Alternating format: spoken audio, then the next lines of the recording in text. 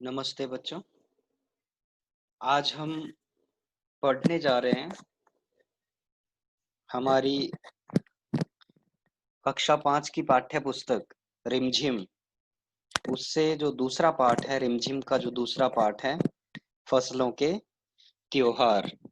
फसलों के त्योहार पूरे भारत देश में अलग-अलग नामों से जाने जाते हैं। बहुत सारे ऐसे प्रांत हैं जहां इन त्योहारों को बड़ी धूमधाम से मनाया जाता है। तो फसलों के त्योहार यानी कि इन त्योहारों का जो समय होता है वह होता है जनवरी के महीने से अप्रैल के महीने तक। जनवरी 14-15 तारीख से अप्रैल के 14-15 तारीख तक। इस बीच ये त्योहार पूरे भारत में अलग-अलग नामों से जाने जाते हैं और मनाए जाते हैं। ये त्योहार मनाए जाते हैं। तो आज हम पढ़ते हैं इसी इन्हीं त्योहारों के बारे में, कुछ जगह के बारे में इस पाठ में आया है। तो हम अपना पाठ शुरू करते हैं। तो ध्यान से सुनिए और देखिए। शुरू करते हैं अपना पाठ। सारा दिन बोरसी के आगे बैठकर हाथ तापते हुए गुजर जाता है। कहाँ तो खिचड़ी के समय धूप में गर्माहट की शुरुआत होनी चाहिए और यहाँ हम सूरज के इंतजार में आस लगाए बैठे हुए हैं। यहाँ पर कह रहा है कि सारा दिन बोरसी के आगे बैठकर हाथ तापते हुए गुजर जाता है। बोरसी यानी कि अंगीठी, जिसमें आग जलाते हैं, लोहे का होता है, उसमें आग जलाते हैं सर्दियों में लकड़ियों से। सारा दिन हम बोरसी के आगे जो है हाथ तापते हुए जो है गुजर जाता है। पूरा दिन ऐसे ही उस अंगीठी के आगे बैठ करके गुजर जा रहा है। कहाँ तो खिचड़ी के समय धूप में गर्माहट की शुरुआत होनी चाहिए और यहाँ हम सूरज के इंतजार में आस लगाए बैठे हुए हैं। बच्चों, यहाँ पर खिचड़ी जो है मकर संक्रांति के लिए प्रयोग किया गया है। कहाँ तो मकर संक्रांति के वक्त जनवरी के महीने में धूप निकलनी शुरू हो जाती है, गर्मी पड़नी शुरू हो जाती है, मौसम में बदलाव आता है और यहाँ हम सूरज के इंतजार में आस लगाए बैठे हुए हैं, सूरज का इंतजार कर रहे हैं। पूरे 10 दिन हो गए सूरज लापता है। पूरे 10 दिन हो गए सूरज अभी तक लापता है। और आज सुबह आज सुबह तो रजाई से निकलने की हिम्मत नहीं हो रही थी। इतनी ठंड लग रही थी कि रजाई से बाहर निकलने की हिम्मत नहीं हो रही थी। बाहर देखने से समय का अंदाजा बिल्कुल नहीं हो रहा, लेकिन घर में हो रही हल चहल पहल अब पता चल रही है। रह रह कर कानों में कभी चांपाकल के चलने और पानी के गिरने की आवाज, तो कभी किसी के हाथ लगाने की आवाज आ रही थी। जा भाग के देख, केरा के पत्ता आइल की ना आए, आज ही लोग के उठे के नईखे का, बोल जल्दी तैयार होखस, अब तो उठने में ही भलाई है। जो घर के जो बड़े बुजुर्ग हैं, वे घर के अंदर रजाइयों में बैठे हुए हैं। बाहर देखने से समय का अंदाजा बिल्कुल नहीं लगाया जा सकता, क्योंकि मौसम सुबह जैसा था वैसा ही दोपहर में है। बारिश का मौसम बना हुआ है, धूप नहीं निकल रही है। पूरे 10 दिन हो गए, लेकिन घर में हो रही चहल पहल अब पता चल रही है। घर में जो चहल पहल यानी कि जो लोग आपस में बातें कर रहे हैं, काम धंधे कर रहे हैं, उससे पता चल रहा है कि दिन है। रह रह कर कानों में कभी चांपाकल के चलने और पानी के गिरने की आवाज। चांपाकल यानी कि हैंडपंप। कभी कभी जो है कानों में हैंडपंप को चलाने की आवाज आ रही है, कभी पानी गिरने की आवाज आ रही है। कभी किसी के हाथ लगाने की आवाज आ रही है। हाथ लगाने की यानी कि किसी को आवाज देना, आवाज आ रही है। तब तक घर के बड़े बुजुर्ग कहते हैं, जा भाग के देख, केरा के पत्ता आयल की ना। जल्दी जाओ, भाग के देखो केले के पत्ते आए कि नहीं। आज ई लोग के उठे के नईखे का, ये लोग आज उठे कि नहीं। बोल जल्दी तैयार होकर, मुझे तैयार होना है। और उनको बोल जल्दी तैयार हो जाओ, अब तो उठने में ही भलाई है। और अब तो उठने में ही भलाई है, क्योंकि मौसम एक जैसा रहने वाला है, सूरज नहीं निकलेगा। उसके बाद क्या होता है बच्चों? नहा धोकर हम सभी एक कमरे में इकट्ठा हुए। दादा और चाचा ने क्या सफेद चमक चकाचक मांड लगी धोती और कुर्ता पहना हुआ है।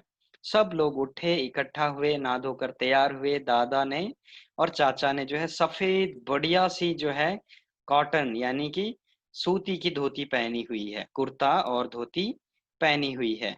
खिचड़ी में ऐसन ठाठ हम पहले कब्बो न देखनी, सारा देह कनकना देता। और इस त्योहार में हमने ऐसा मजा कभी पहले नहीं देखा। पूरा देह यानी कि पूरा शरीर खुश हो रखा है।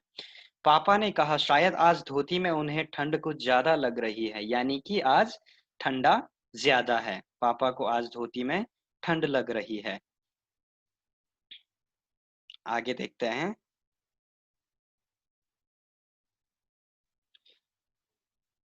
सामने मचिए पर सामने मचिए पर खादी की सफेद साड़ी पहने हुए दादी बैठी थी। और जो है सामने दादी बैठ करके अपने बाल संवार रही थी। ऐसा लग रहा था दादी अभी अभी बाल धोकर आई है। और दादी के सफेद से बाल रुई की तरह हल्के फुल्के बहुत ज्यादा मखमल से कोमल बाल दादी के दिख रहे हैं। गौर से देखने पर भी एक भी बाल सफेद काला नजर नहीं आ रहा। दादी के सारे बाल सफेद हैं, एक भी बाल काला नजर नहीं आता।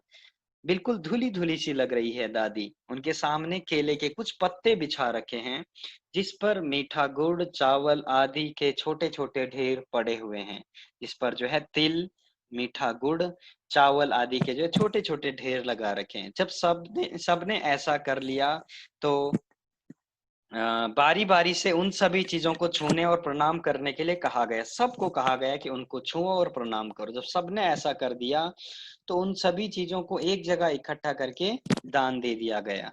और उसके बाद आज तो अप्पी दीदियाँ बहुत बुरी फँसी। जो अप्पी दीदी घर में जो अप्पी दीदी है, वो आज बहुत बुरी फँस गई है। क्यों फँसी बुरी? उन्हें ना तो चूड़ा-दही ही पसंद है और ना ही खिचड़ी, क्योंकि उस दिन चूड़ा-दही और खिचड़ी बनाई जाती है। चूड़ा-दही यानी कि चूड़ा हम जिससे पोहा बनाते हैं, उसको चूड़ा भी कहते हैं, ठीक है?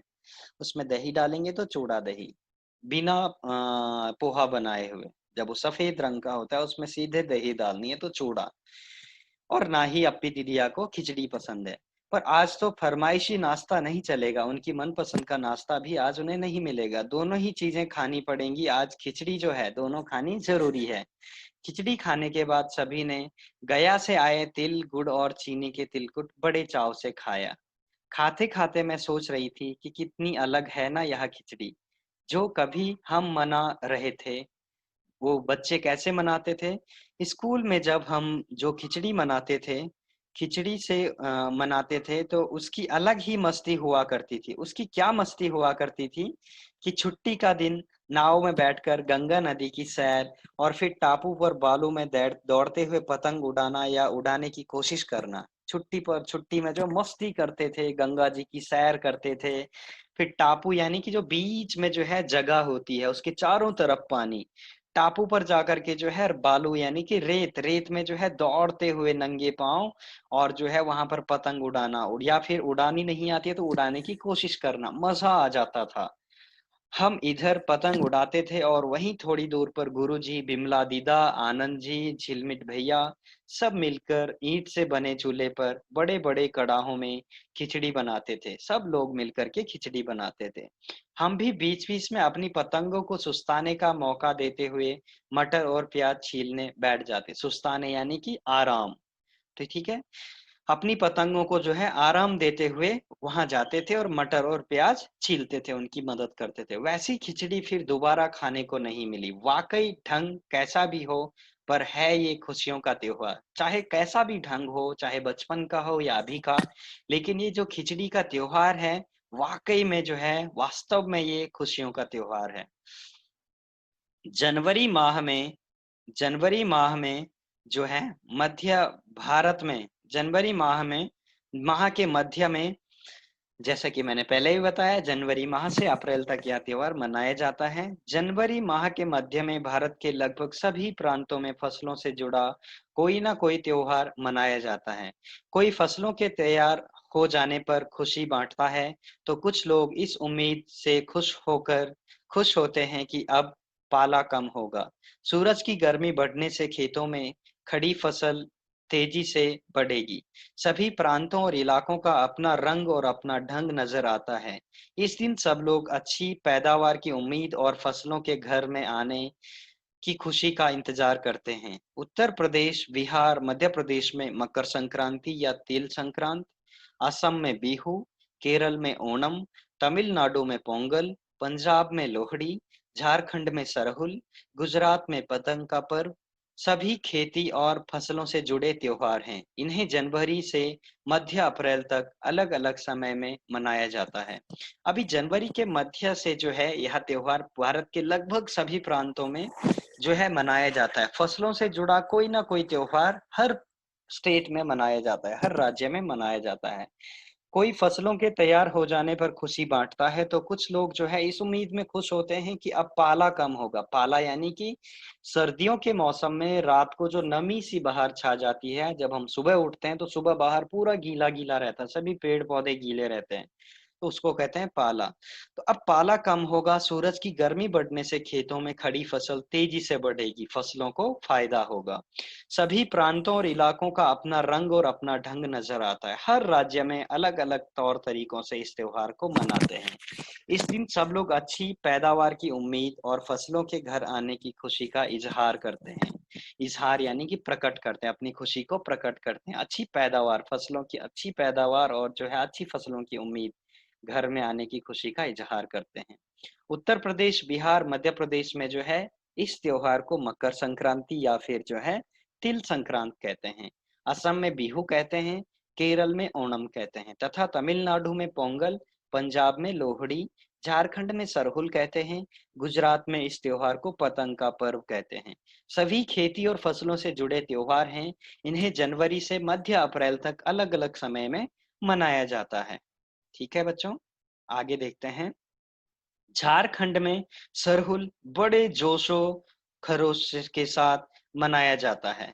झारखंड में जो है सरहुल त्योहार को, इसी त्योहार को बड़े जोश से मनाया जाता है। 4 दिनों तक इसका जश्न चलता रहता है, पूरे 4 दिन। अलग-अलग जनजातियाँ, जनजातियाँ मतलब अलग-अलग लोग, जाति विशेष के लोग अलग-अलग समय में मनाती है। संथाल लोग फरवरी मार्च में, तो ओरांव लोग इसे मार्च अप्रैल में मनाते हैं। आदिवासी आमतौर पर, आदिवासी यानी कि जो प्रजातियां जंगलों के नजदीक रहती हैं या फिर जो है खेतों के नजदीक रहते हैं, उनका मुख्य व्यवसाय होता है खेती बाड़ी, पशुपालन इत्यादि। प्रकृति की पूजा करते हैं। आदिवासी लोग जो है आमतौर पर ज्यादातर प्रकृति की पूजा करते हैं। प्रकृति यानी कि हमारे चारों तरफ जो भी वनस्पति दिखाई देती है, पेड़, पौधे, पहाड़, नदी, इन सब की पूजा करते हैं। सरहुल के दिन विशेष रूप से साल के पेड़ की पूजा की जाती है। एक पेड़ होता है साल का, उसकी विशेष रूप से पूजा की जाती है।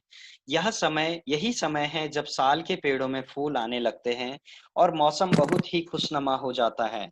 और जो है सरहुल के पेड़ में इस वक्त फूल आते हैं, मौसम बहुत ज्यादा मजेदार होता है, ना ज्यादा सर्दी और ना ज्यादा गर्मी।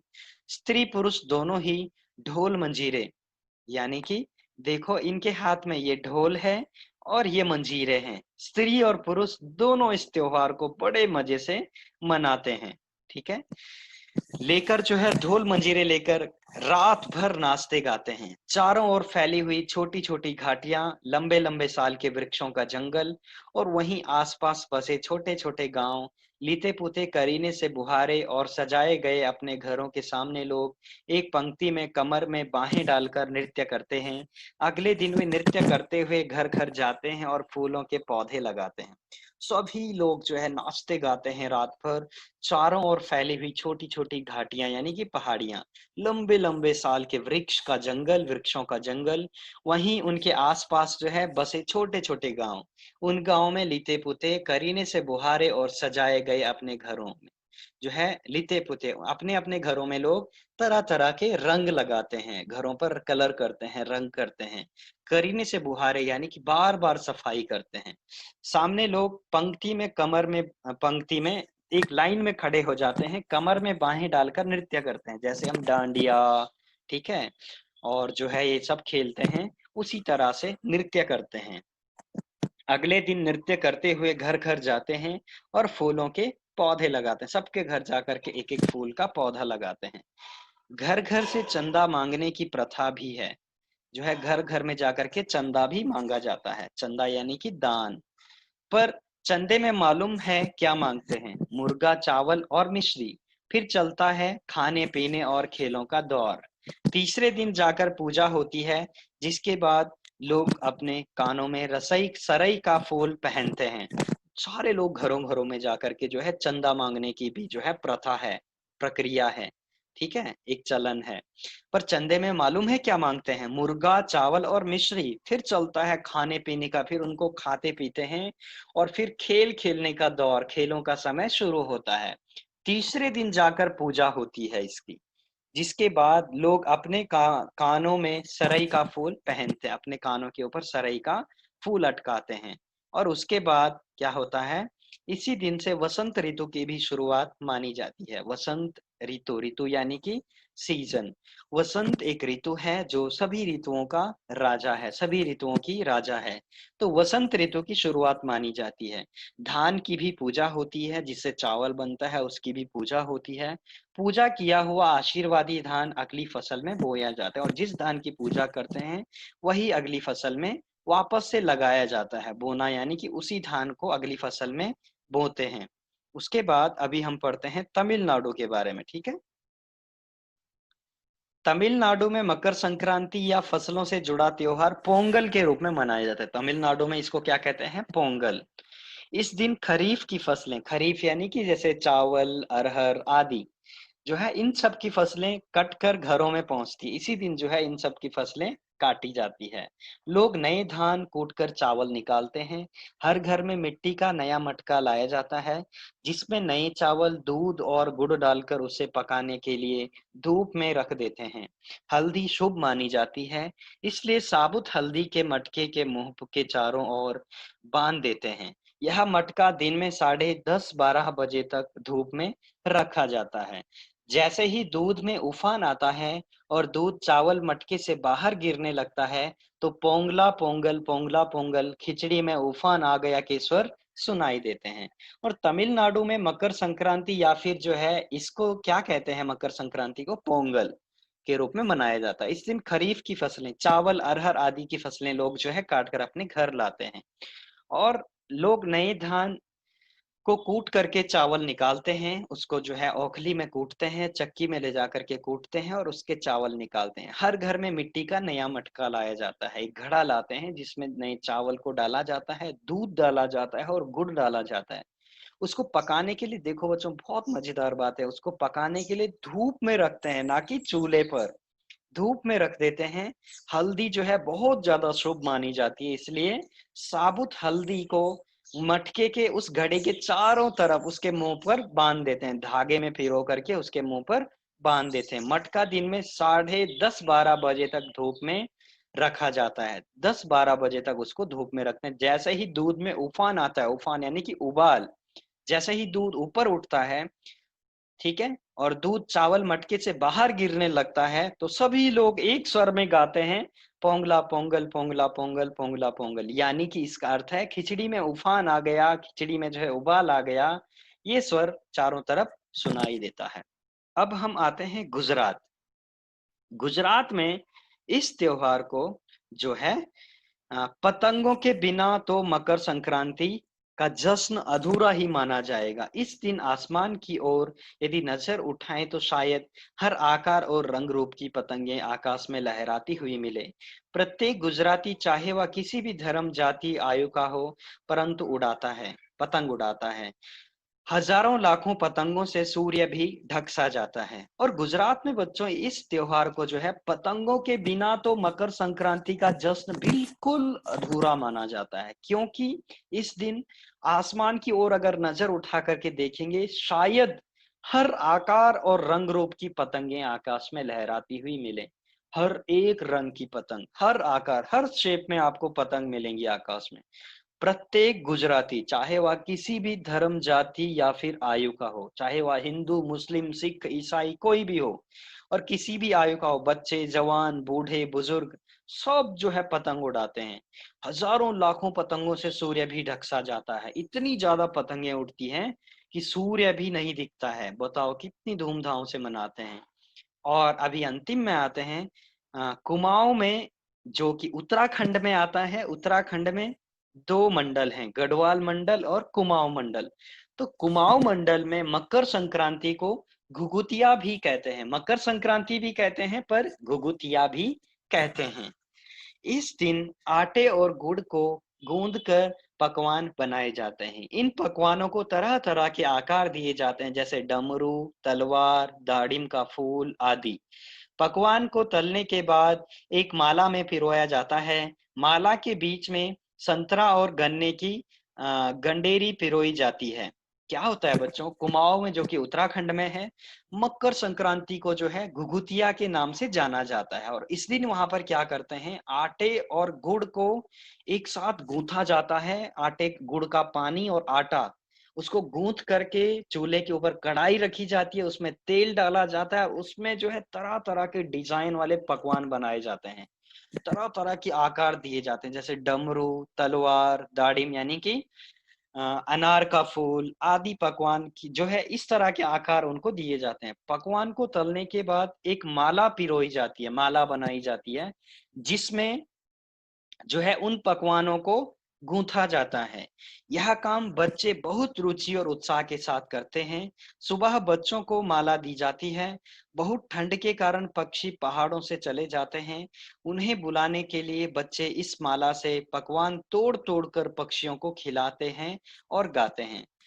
माला जब बनती है तो छोटे छोटे बच्चे बड़े रुचि के साथ, बहुत ज्यादा इंटरेस्टेड होकर के जो है इस उत्साह के साथ जो है इस काम को करते हैं। सुबह सुबह बच्चों को जो है वो माला दी जाती है। जब माला बनाई जाती है उन पकवानों की, तो बच्चों के हाथ में दी जाती है, क्योंकि उस वक्त जनवरी के महीने में पहाड़ों में थोड़ा ठंड कम होती है, क्योंकि कुमाऊं में पहाड़ी है। तो पहाड़ों में थोड़ा ठंड कम होती है, क्योंकि दिसंबर, अक्टूबर, नवंबर, दिसंबर, जनवरी तक जो है बहुत ज्यादा ठंड होती है, जिसके कारण सारे पक्षी जो है प्लेन्स में आ जाते हैं, नीचे जो है समतल भूमि की तरफ आ जाते हैं, क्योंकि पहाड़ों की ठंड उनसे सहन नहीं हो पाती है। तो बहुत ठंड होने के कारण पक्षी पहाड़ों से चले जाते हैं। उनको बुलाने के लिए बच्चे इस माला के पकवान, इस माला से एक एक पकवान तोड़कर पक्षियों को खिलाते हैं, पक्षियों को बुलाते हैं और उनको खिलाते जाते हैं। और खिलाते वक्त क्या गाते हैं, सुनेंगे। कौवा आओ घुघतू आओ, घुघुत आओ, ले कौवा बड़ो, माँ के देजा सोने का घड़ो, खा ले पूरी माँ के देजा सोने की छोरी। देखो कितने मासूम से बच्चे हैं। कौवा आओ घुघुत आओ, कौवा यानी कि क्राउ, कौवा। घुघुत एक पक्षी होता है जो कबूतर की तरह होता है, पहाड़ में पाया जाता है, उसको भी बुला रहे हैं, कौवा तू भी आजा, घुघुत तू भी आजा। ले कौवा बड़ो, ले मैंने तेरे लिए पकवान बनाया है, ये खा ले। और माँ के दे जा सोने का घड़ो, और मुझे सोने का घड़ा दे दे। खा ले पूरी माँ के दे जा सोने की छुरी, और ये देख मैंने तेरे लिए मीठी मीठी पूरी बनाई है, और मुझे इसके बदले में क्या दे, सोने की छोरी। इसके साथ ही चीज की कामना हो वह मांगते हैं, और जो भी हमारी विश होती है उसको भी मांगा जाता है। ठीक है, इसके बाद आगे क्या होता है बच्चों, कि ना कितने ना कितने अलग अलग अंदाज मकर संक्रांति को मनाने के। कहीं दूध चावल और गुड़ की खीर बनती है, तो कोई 5 प्रकार के नए अनाज की खिचड़ी बनाता है। कहीं कहीं लोगों का सैलाब आदि नदी में स्नान के लिए उमड़ पड़ता है। लोग ठंड से ठिठुरते रहेंगे, पर बर्फीले पानी में कम से कम एक डुबकी तो जरूर लगाएंगे। हाल यह होता है कि इन जगहों पर तिल रखने की भी जगह नहीं होती है। तिल से याद आया, मकर संक्रांति के दिन पानी में तिल डालकर स्नान करना, तिल दान करना, आग में तिल डालना, तिल के पकवान बनाना विशेष महत्व रखता है ना। कितने अलग अलग अंदाज मकर संक्रांति को मनाने की, जैसे हमने अलग अलग राज्यों के बारे में पढ़ा। कहीं दूध चावल और गुड़ की खीर बनती है, तो कोई 5 प्रकार के नए अनाज की खिचड़ी बनाता है, नए धान की खिचड़ी बनाता है। कहीं कहीं लोगों का सैलाब, लोगों का जो है बहुत ज्यादा भीड़ जो है नदी में स्नान के लिए उमड़ पड़ता है। बहुत सारी भीड़ जो है नदी में स्नान करने के लिए इस दिन जाती है। लोग ठंड से ठिठुरते रहेंगे, पर बर्फीले पानी में कम से कम एक डुबकी तो जरूर लगाएंगे। लोग कांप रहे हैं ठंड से, ठिठुर रहे हैं, ठिठुरना यानी कि कांपना ठंड से, पर बर्फीले पानी में, पहाड़ों में देखेंगे तो बर्फीले पानी में कम से कम एक डुबकी तो जरूर लगाएंगे। हाल यह होता है कि इन जगहों पर तिल रखने की भी जगह नहीं होती, यानी कि तिल का आकार बहुत छोटा होता है, इतनी भीड़ होती है कि तिल को रखने की भी जगह नहीं होती है। तिल से याद आया, मकर संक्रांति के दिन पानी में तिल डालकर स्नान करना, तिल दान करना, आग में तिल डालना, तिल के पकवान बनाने का जो है विशेष महत्व है। तुम्हारे घर या इलाके में इस त्योहार को कैसे मनाया जाता है? ठीक है, पहला सवाल है। इसे खिचड़ी, पोंगल, मकर संक्रांति या कुछ और कहा जाता है? या तुम फसलों से जुड़े कोई और त्योहार मनाते हो? ठीक है। यदि तुम आपस में बात करो तो तुम्हें यह जानकर हैरानी होगी कि कई बार एक ही इलाके में रहने वाले लोग भी इस त्योहार को अलग-अलग ढंग से मनाते हैं। तुम्हारे घर में या फिर जो है आपके इलाके में इस त्योहार को कैसे मनाया जाता है? शायद आपको इसका नाम मालूम नहीं होगा लेकिन ज़रूर मनाते होंगे। इसे खिचड़ी, पोंगल, मकर संक्रांति या कुछ और कहा जाता है। या तुम फसलों से जुड़े कोई अन्य त्योहार मनाते हो? यदि तुम आपस में बात करो तो तुम्हें कोई और त्योहार मनाती हो जुड़े कोई और त्योहार मनाती हो या तुम आपस में बात करो तुम्हें यह जानकर हैरानी होगी कि कई बार एक ही इलाके में रहने वाले लोग भी इस त्योहार को अलग-अलग ढंग से मनाते हैं। तो बच्चों, यह पाठ यहीं पर समाप्त होता है। आपको अपने घर के बड़े बुजुर्गों से पता करना है कि हमारे जो है इलाके में इस त्योहार के लिए क्या कहते हैं, जो कि जनवरी से लेकर के जनवरी आधे महीने से लेकर के अप्रैल आधा तक क्या कोई त्योहार मनाया जाता है फसलों से संबंधित? ठीक है? तो अगर ऐसा है तो आप उस त्योहार के बारे में पता कीजिए और जो है अगली कक्षा में मैं पूछूँगा कि उस त्योहार में क्या-क्या होता है, उसको कब मनाया जाता है, क्यों मनाया जाता है, उसका नाम क्या है और मनाने का ढंग क्या है, क्या-क्या करते हैं उस दिन। तो आज की कक्षा यहीं पर समाप्त करते हैं और जो है हम